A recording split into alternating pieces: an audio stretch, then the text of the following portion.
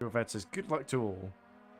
Andy Thompson says, is British touring cars contact is contractually required? I think kind of goes without saying, especially at Thruxton, as we see one of the Hunter Birch simulation cars going out for an exploratory run behind Louis Hesketh, who is not a bad man, well, not bad man, period, but also not a bad driver to shadow in terms of just following around the circuit, because you can learn quite a few things from the likes of Louis Hesketh.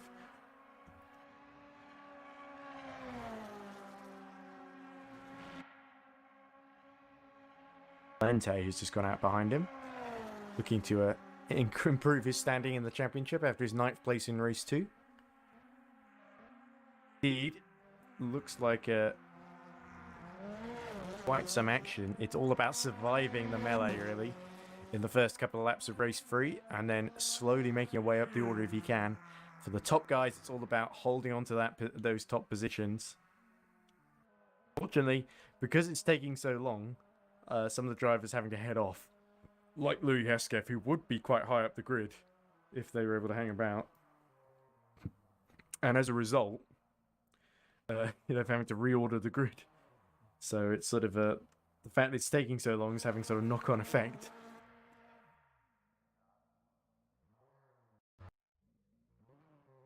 Oh, sounds like we're about to start, actually. So hold on to your hats, ladies and gentlemen. The third and most exciting race of the day is about to begin. We're at Thruxton, as looks like everyone going back into the pits.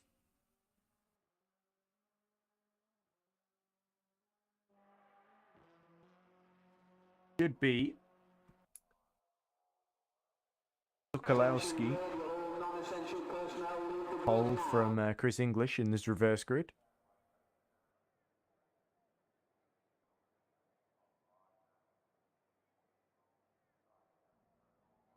Indeed. So here we go. Here's the order. Sokolowski, Chris English, Alessio Ardito, Stan Sokol, Peter Schoenemann, Lee Bouillon, Marcin Morel, Louis Hartley, Luke Mitchell, Stan Jorvad, and that's your top 10. Then is Remco de Zeeuw, Alex Hallows, Alessandro Valente 13th, Chute 14th, Ziola 15th, Sydney Arnek 16th, Mario Valencia 17th, Jack Vermeulen 18th, Ryan Barrington-Smith 19th, Roy Seifert 20th, and here we go. That's the top 20. And the lights go out for race 3 now. And we are well underway then,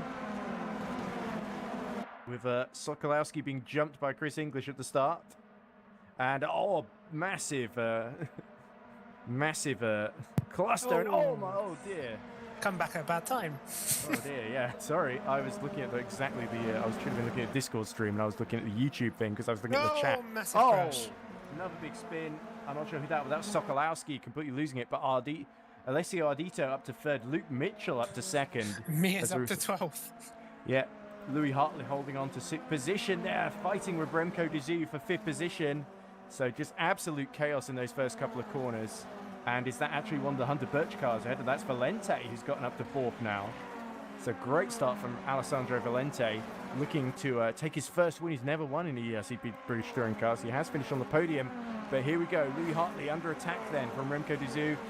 Louis Hartley trying to come through on the outside. Can he brake late enough to overcome the King's Racing driver? Yes, he can, Nick. And a decisive move there for your teammate, Louis Hartley. Yeah, I think he's a bit desperate for this one. One of the fastest of this field. Did qualify on the front row. Hasn't been able to start there. Been very, very unlucky. And now he's got Valente in his sights as Chris English is trying to check out up front. Got a big lead now over Luke Mitchell. Meanwhile, Vermeulen right behind Mario Valencia as they come into the complex then. Can Jack Vermeulen, for logistical nightmare, go all the way around the outside of the Spaniard? He's going to have to wait his turn as it's all kicking off in front of him. Schoenemann and Bouillon fighting over that 8th position. There's the pink car of Mia Rose right behind Alex Hallows as Schoenemann gets through Bouillon into 7th position. And now Valencia is really going to have to be on the defensive here. Vermeulen and Hallows, Rose, I would not want those 3 behind me right now. No, definitely not. There's an awful lot of black and orange cars, aren't there? Yeah, the pink really stands out then. And looks like Vermeulen coming through then up the inside then of Mario Valencia. Oh, and really having to get on the Schumann, and Boulian continuing to fight ahead of him, and Vermeulen nearly hits Mario Valencia, and having to go free wide there as Hallows going around the outside. Here we go into club. This is going to be messy between this lot. Oh, and Hallows gets it very wrong and hits the side of Valencia. Oh, and there's Mitchell. Is that Mitchell? That's Luke Mitchell's spot. No, it's not Luke Mitchell. It's the Oh, Zoo. big crash. Oh, and a massive pile up on the exit there, and very few. There's Boulian involved, Valencia involved. Big drama indeed. Mia's made up about 20 positions. I don't think she's actually overtaken anyone. Yeah, she's right behind Vermeulen now, and looking to get into 7th position. And that was dramatic. It's almost so much happening, it's hard to really keep up. It was great having Josh on to sort of help me with that. As Valente is closing on Ardito, but Hartley's still right behind him. Let's have a look up front. Chris English. Oh, as Luke Mitchell really pushing to catch up to Chris English. Ardito has got, definitely been closed on by Valente in the EERC generic independent car, as Ardito really clobbers the curb there. But Vermeulen now right behind Schumann and trying to go up the inside then for 6th position, as Mia Rose is really under attack now from Alex Hallows behind her. And off the track goes Alex Hallows. Oh, and Rose is past Peter. Yeah, that's Peter who went off track, sorry, not Alex. Yep. But here comes Alex going up the inside of Schumann.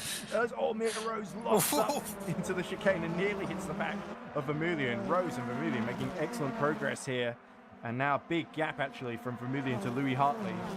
So this could be about the upper ceiling then for them if they're not careful. But Hallows now right behind Mia Rose, hasn't given up yet on getting one over on the championship leader. Here he goes into the complex. Mia Rose defends the inside very well. You have to wake up very early in the morning to do that kind of move on Mia Rose. Indeed, a huge queue now behind Alex Hallows. Sokol, PJ Werner, Peter Schumann, Roy Seifert, and Lee Boulian. But here comes Hallows again then. But up front, big gaps actually forming. Then 2 seconds between English and Mitchell. But Valente, Ardito, and Hartley starting to converge a little bit. Here we go on board with Hallows. Is he going to have a look at the inside? Passes Valente. Oh dear, Alessandro Valente in trouble then. And Louis Hartley is through. So that's not good for Hunter Birch Simulation. But great news for Finna Bond as Louis Hartley continues in what is now 4th position, although the overlay is slow to update, sort of like I'm slow to react to moves happening.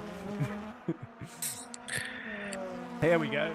He's showing the right positions now, as Valente now trailing Louis Hartley, as looks like Sokol up behind Mia Rose. Oh, Hallows has crashed. Oh, Hallows out of the race then. That's a big disappointment there. As Rose has gone very wide at turn 1. Yeah, Rose under a lot of pressure, and Vermeulen starting to pull a little bit of a gap to her. But Sokol holding on to that 8th position from Paul J. Ventner, as Valente now closing right back on Louis Hartley, so he's not given up yet on retaking that 4th position. But the more they fight, the more Ardito, Mitchell, and English will start to slip away from them. And Vermeulen Rose will start to slowly close in, you would think, as this race goes on. 11 minutes left to go, still a long way to contest. But the big drama right at the beginning, it would seem. And now, here we go. Valente right on the rear bumper now, looking to get back past the Hyundai. Very aggressive defending. Valente will have to go the long way around. Can he be late enough on the brakes? Louis Hartley gives enough room, but way too late for Valente, and he crashes out right into the back of the logistical nightmare car. Oh dear, and that could be Valente out of the race, and indeed it is. Big mistake that he just got that completely wrong. And Louis Hartley will be thinking, apart from the fact that Vermeulen is now closing in, Sokol has got by Mia Rose and all of that. Completely missed that. Mia Rose looking very, very much on the back foot now and desperately trying to hang on and get some points out of this one. Lee Boulian is closed on Peter Schumann as well. But that's a big disappointment for Valente. He was so well up to that point. And it just shows, especially in these rear-wheel drive cars, you just get a little bit too late on the brakes going for a banzai move like that around the outside. You can so easily find yourself just going too wide and in the wall. Well, these cars in general are very easy to lock up. And Vermeulen now showing some superb pace, caught up right to the back as we go into the final 10 minutes over Louis Hartley. Bullion, though, not giving up on Peter Schumann. Can the Scotsman, in his logistical nightmare Toyota Corolla, number 48, get the edge on Schumann in the number 69? Of course, so Peter Schumann would pick number 69 as Vermeulen closes through the chicane. Wow, what a brilliant exit here. And he may even have the inside into turn 1 on Louis Hartley for 4th position as, penalty for Sokol right behind. So that's a big penalty then for him, and that's going to allow Mia Rose back into the top 7 as Vermeulen completes the move. Very well, nicely done on Louis Hartley there. I would guess that Sokol missed the chicane. Yeah, so that's a big blow for him as Valencia closes on the back of Bullion, who's fallen from the back of Schumann, and now Barrington Smith behind the both of them. Barrington Smith has had a really difficult start and is now caught back up as that looks like Sokol fighting with Louis Hartley briefly, but he'll be in the pit soon, so it's kind of an irrelevance. But Barrington Smith, another driver we expect to make big ground in these final 9 minutes. Sokol, going really, really wide on the back of Louis Hartley, which will let Mia Rose through anyway. Didn't need the penalty. And it will let Roy Seifert through as well. As Bullion gets the penalty. There we go, so that's why he must have cut the chicane, and that's why he's now in the clutches of Valencia and Barrington Smith. But here comes Barrington Smith to the outside of Valencia. Can he make this one work? Here we go. You don't want to be on the outside there. Nah, and that's kind of inevitable as Barrington Smith rejoins without losing too much time, thankfully. And Sokol now coming towards the pit lane as he was quite close to the back of Seifert, but is now letting him escape. Luke Mitchell, meanwhile, is he close to within a second of Chris English in front of him. So we could see Luke Mitchell win Kings Racing's first British touring car race here in EERC, even close on Chris English. But the gravel trap racing driver who's had so much bad luck got that front row start and has made the most of it so far, you have to say. As look at this.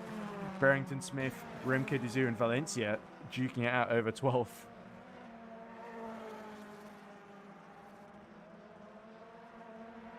Oh, and here we go.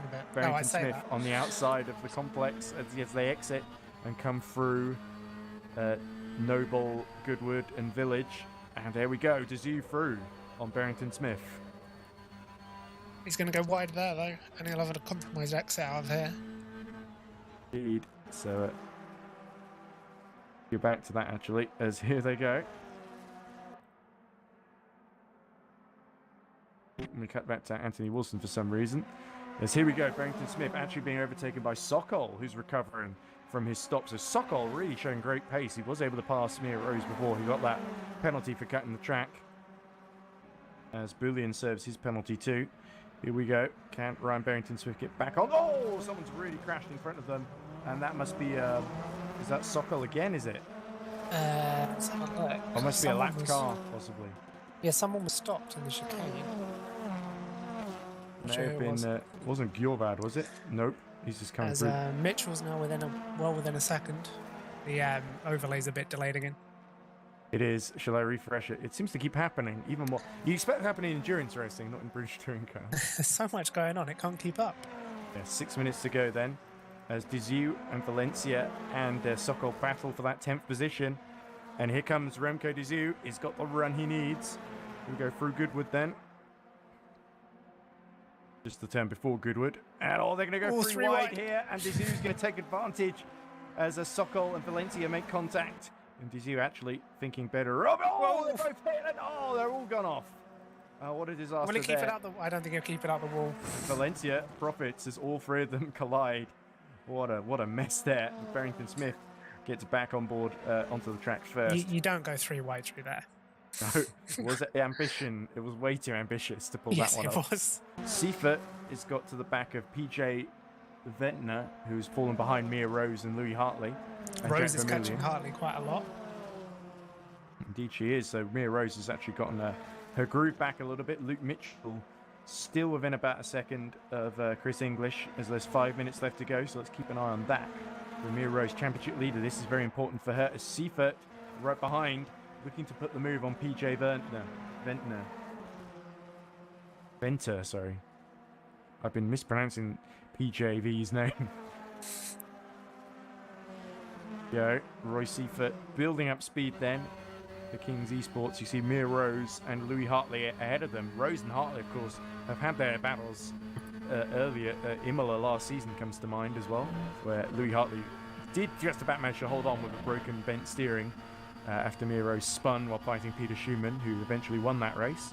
Finnevon's first and so far only victory is, it's all kicking off up ahead. Mia Rose having a go then into the chicane. Can she get close enough on the exit here? Louis Hartley under huge pressure now. Here we go onto the start-finish line. And Louis Hartley will just have to make sure he holds his line here. Mia Rose is not going to be quite close enough. It's going to be into the chicane.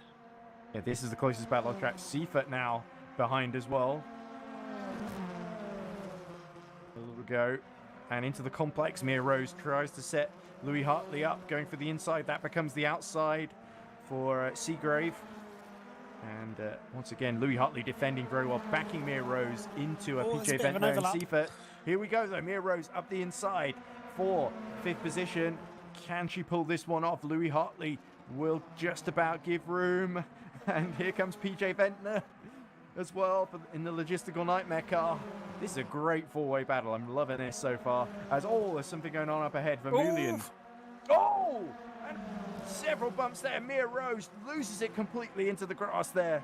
And that was Hartley defending very aggressively. And Mia Rose has to completely cut the course to just about avoid colliding with anything there. And now Louis Hartley has got Ventnor and Seifert for company. But Mia Rose will not be happy about that. I'll be interested to hear what she has to say post-race. 5 minutes to go then. And Mitchell still about a second behind Chris English. Is Vermeulen closing on the podium as well. As here comes PJ Ventnor to the outside. And, that is going to allow just about holding on really from Seifert. And Rose is really still pushing to catch up. Ryan Barrington-Smith passes Valencia meanwhile. There we go at the chicane. Let's go back to this battle because it's really the big one. I think Mia Rose is that finding a lapped car, I think. Here we go. PJ Ventnor's got the run on the inside. He's got the overlap, but will Louis Hartley knock him off like he did to Mia Rose? Certainly Louis Hartley, very, very robust defense then so far. There's a few less cars in the area, so more space for everyone. Here we go. And will PJ Ventnor dive up the inside for logistical nightmare? He's going to give it a go here. And will Louis Hartley give enough space? Through he goes and just about kept 2 wheels on the track there. And it looks like the King's car of Seifert has made it through as well. So a great drive by Seifert there to take advantage there of the little opportunity. And now he wants that. He wants a piece of PJ Ventnor now as well. And up the inside he goes into turn 1. We're into the dying minutes of the race now. Roy Seifert through into the top 6 then. Didn't leave any space there. And into the advertising hoarding. And across the track goes PJ Ventnor.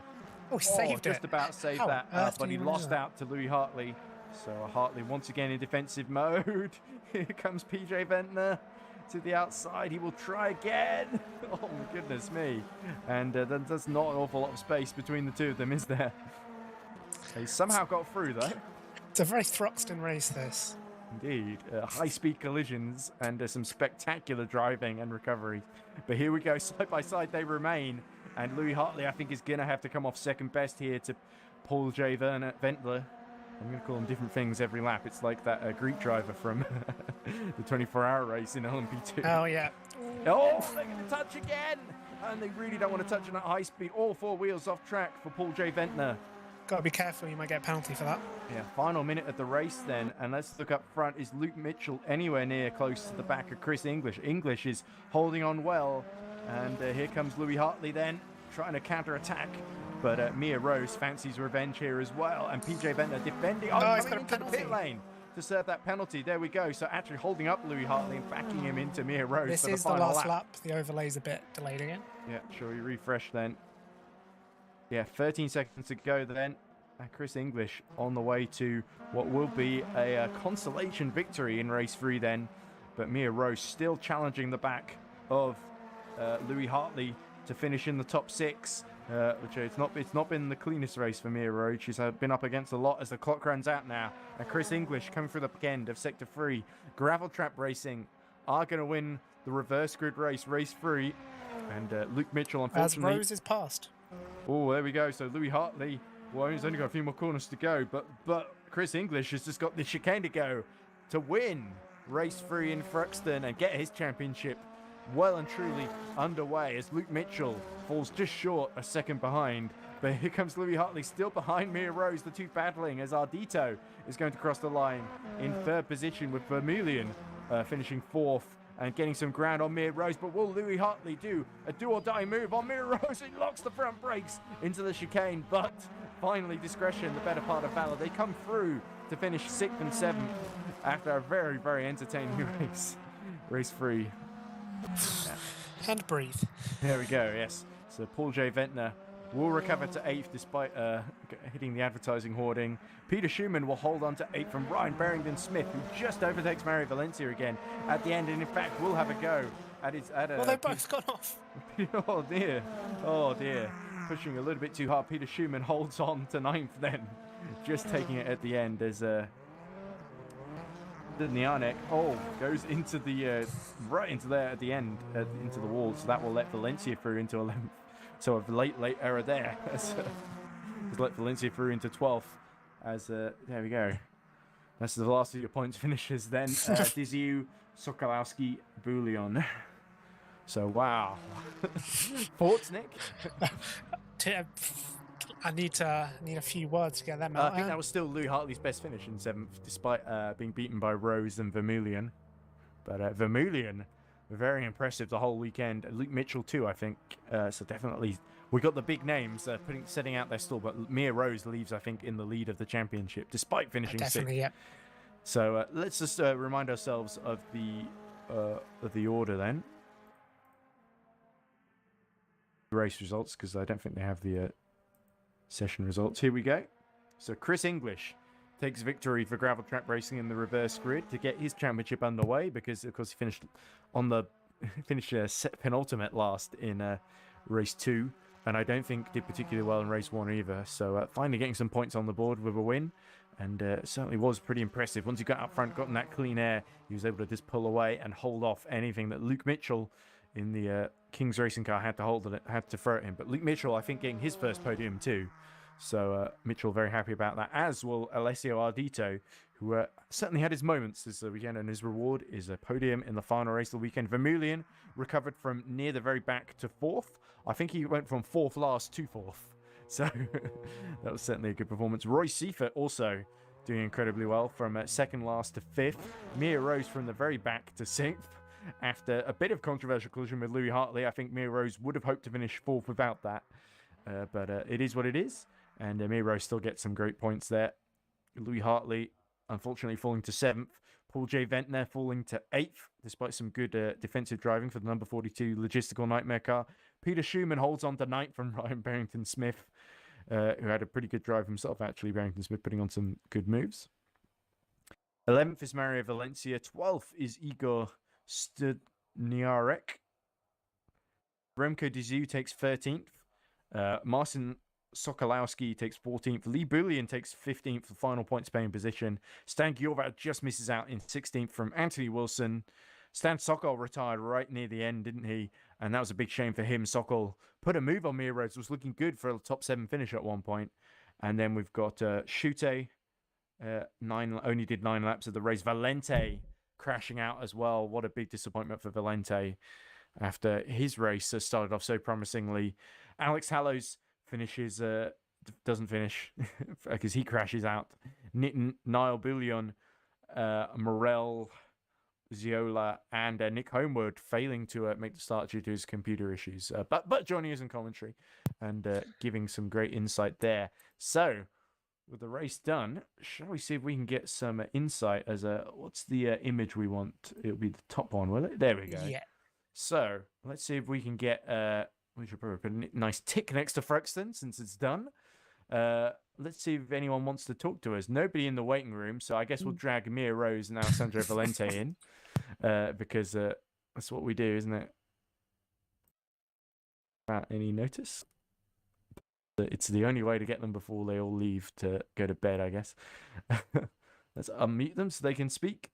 We're joined now by the Hunter Birch simulation driver, Mia Rose, and her teammate Alessandro Valente. Of course, Mia Rose winning the first 2 races, finishing 6th in race 3. Alessandro Valente 9th in race 2, and sadly crashing out of race 3. So Mia first. It looked like in race 1, plain sailing. Race 2, a little bit of a wobble at the start. It looked like Seifert got the jump on you, but then you were able to just about get ahead and pull away once more. And then race 3, it all kicked off in front of you, and you were battling all the way, especially with Louis Hartley then. So talk us through interesting parts of your day. Yeah, first race was very clean without the ballast. Just got in front, and like a lot of people were saying the front wheel drive cars are OP, but it's like once you put tire wear into effect during the race, it's just the rear wheel drive will always win out because the front wheel drive, once that left front wears out, it's gone. That's it. Second race, I think I got balked at the start because of the ballast. Just didn't launch the car, and just sort of had a lap behind. I think it was, I forgot his name. And then yeah, I had a Roy Seifert, wasn't it? I think yeah. We both just went wide. I sort of followed with his braking mark, and I just like, oh okay. And I got it pulled up just before the corner, and yeah, I sort of activated the push to pass as we came across the line just to get ahead of him, and then got through the corner, had a snap just to get in front of him, and then race 3.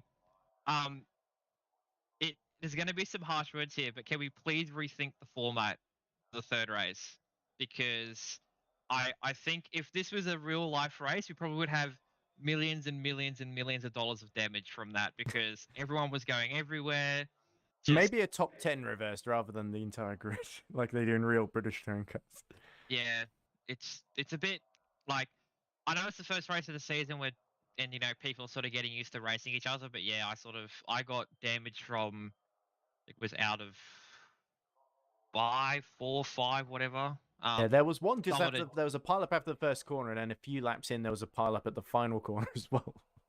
Yeah, they all just hit each other and speared off, and I didn't read right someone spinning off, and I hit him and had 30 degrees of left hand down for the entire race, and then someone decided it was going to be a good idea to go too wide with someone with damage through through that corner. So I just sort of gave him I just squeezed him to the line, and I'm going, you better decide where to go, and he just kept going. And I don't know if I gave him if I just kept pushing him or he pushed into me, but yeah, sort of he pushed me onto the grass, and I sort of just let them have it. And then he got a drive through for going the track limits, and then I got Lewis at the end, even though my left front was near enough to death. So I know that it was interesting learning how to drive the car with 30 degrees left hand down and while trying to avoid every single person. Would you like to give you a challenge, Mia? I think I have to say when Mr. Hartley had that little contact with you and you got speared off into the grass, you did incredibly well to get it back under control, not crash into one of the big posts with the big bit of tire wall next to it. It was lucky in the fact that he spun me out so early into that corner, because if it was a little bit later, it would have been a way different story. But I was just like once I got the car back under control on the grass, I'm like, okay, just back it off because I don't want to get a drive through for cutting the track. And I sort of lost about, I think, 2 or 3 seconds. So it happens. It's touring cars, I guess. Just Indeed, but congratulations on winning race 1 and race 2, Mia. So you start off the season where you ended the last season, in the lead of the championship, and I'm sure looking to retain that title, especially if you keep on putting in excellent performances like today. Moving on then, Alessandra, I know you've been waiting patiently. I know disappointment that races 1 and 3 kind of went a little bit awry.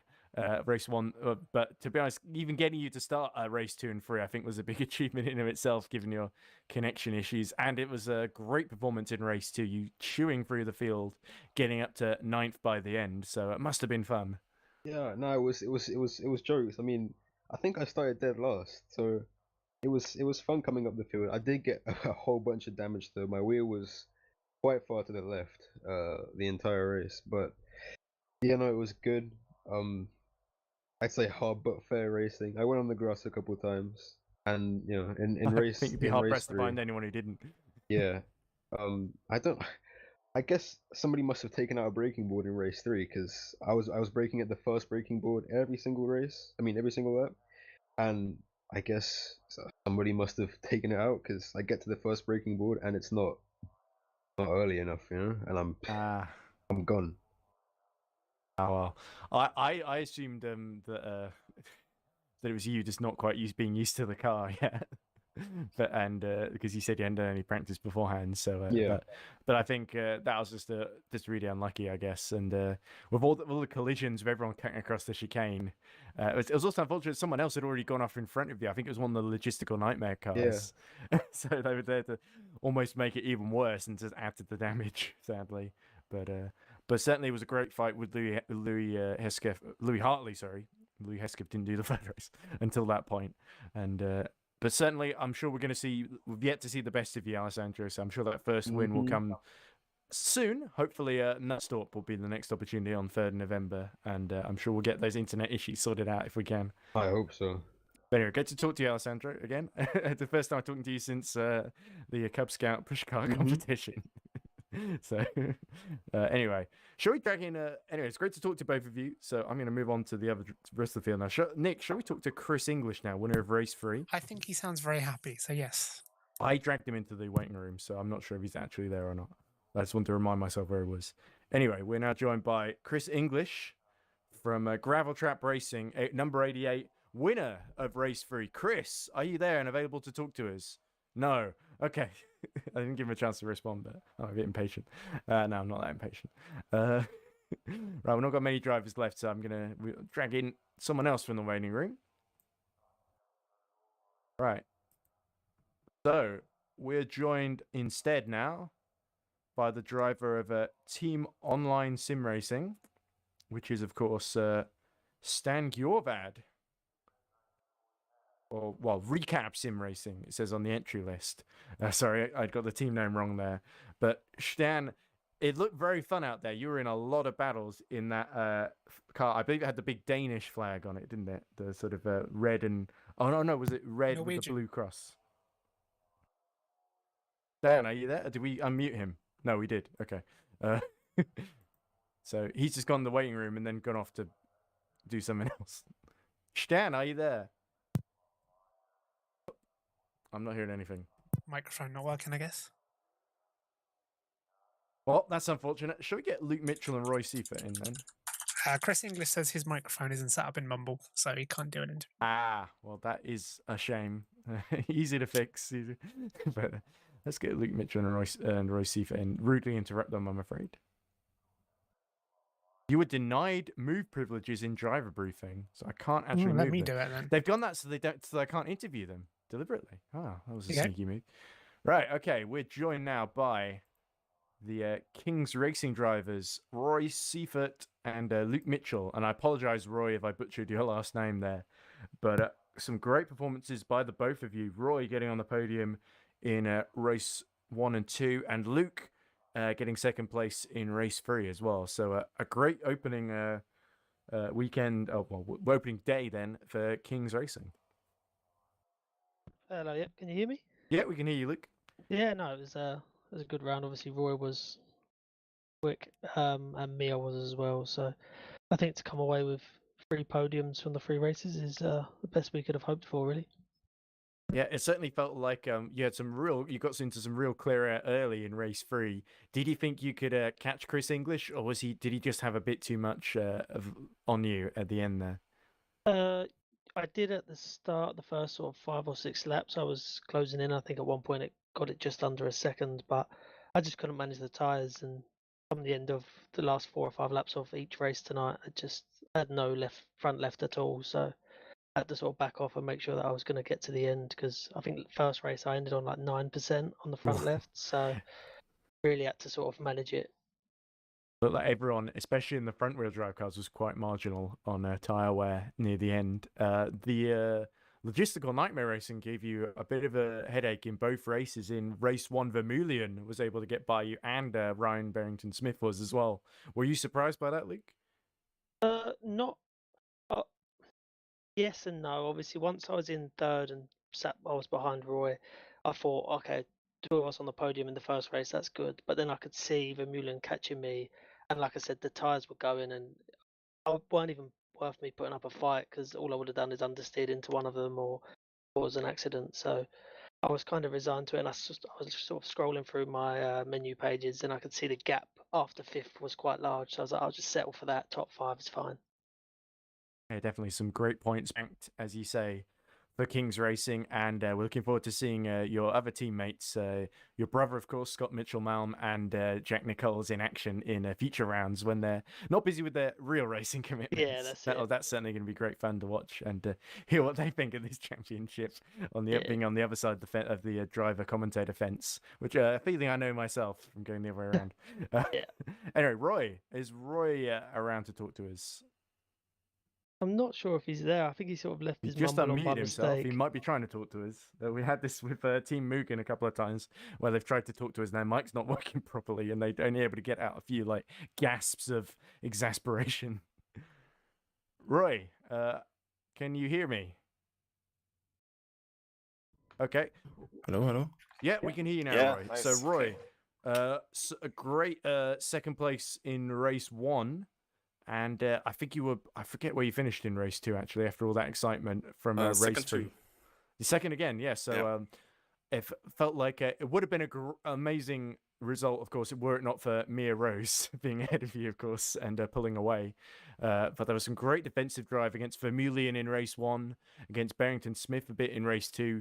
And then race 3, you were really pushing through the field and in that sort of 4-way battle for 5th position, weren't you?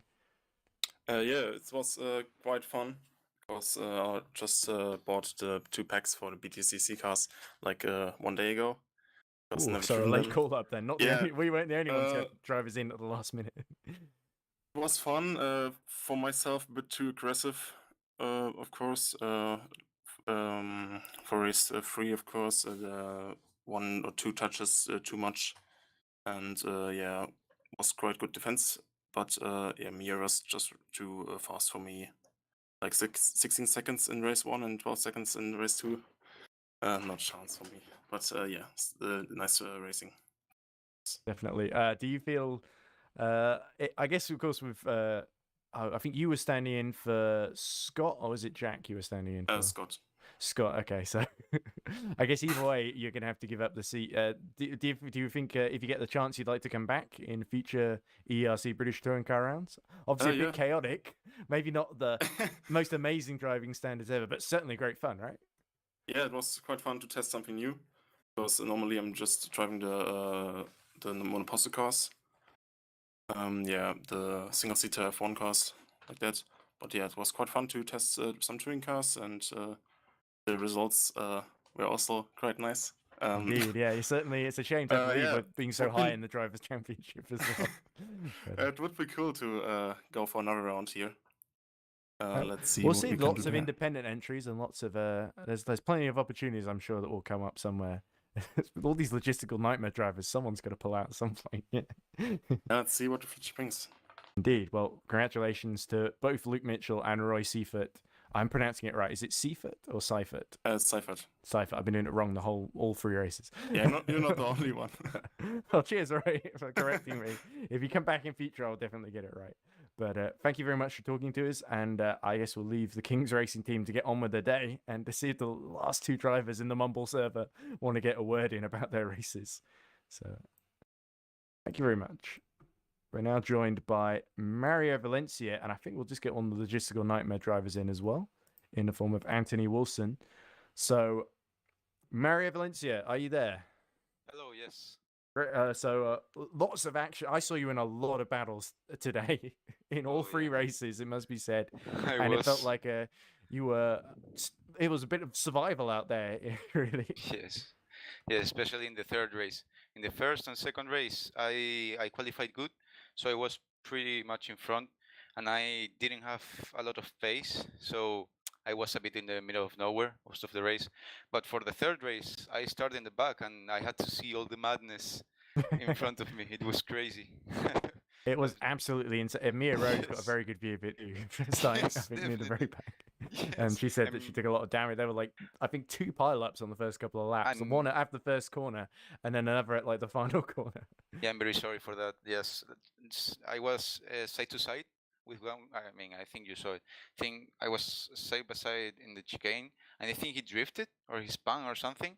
He crashed into me, and then yeah, I could do nothing. I was just like stranded there in the middle, going into the middle of the track.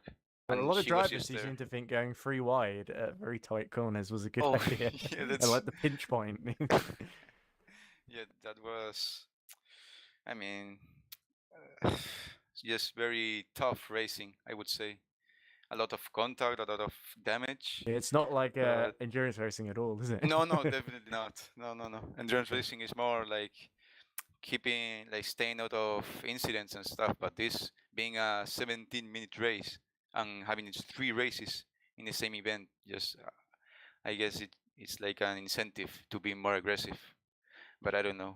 I So tried anyway- not being at the start. I tried not being too aggressive, but then when I saw that everyone was being very aggressive to me, then I had to be like that. You got to up the ante, yeah. Yeah, exactly.